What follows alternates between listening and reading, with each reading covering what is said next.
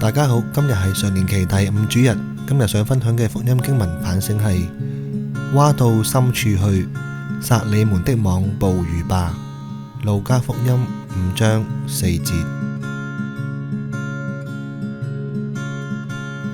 個人嘅經驗同埋努力喺我哋嘅生活裏邊，好多時都能夠派上用場，但係有時候又未必同結果有直接關係。今日伯多祿佢哋所經驗嘅，亦都係我哋每個人都曾經經驗過嘅。佢哋係專業嘅漁夫，熟悉捕魚嘅地點同埋時間，努力工作咗一晚，卻毫無收穫。然後有一個相信應該係門外漢嘅人，指示佢哋話：蛙到深處去，撒你們的網捕魚吧。點知佢哋真係網到比佢哋想象中更多嘅魚。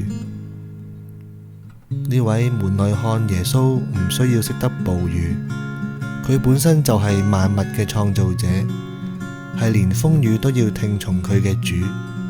相信邊度有魚對佢嚟講只係小事一則。然而重點在於蛙到深處。呢個深處可能係伯多祿佢哋未曾到過嘅，捕魚嘅經驗反而局限咗佢哋嘅想法。正如我哋好多人都有接觸大自然嘅經驗，佢可能停留喺有趣、好靚、好舒適等等。其實我哋更加可以了解多一啲大自然對我哋或者整個世界嘅意義，默想背後嘅創造者天主嘅偉大等等，咁樣或許會令我哋有更加多想象以外嘅得着。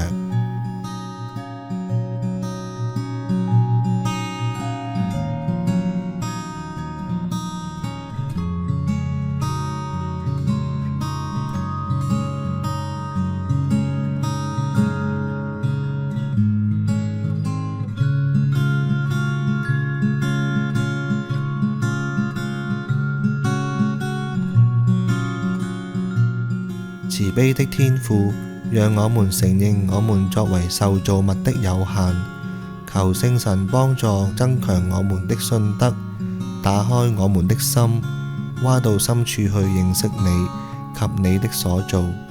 求主俯聽我們的祈禱，阿們。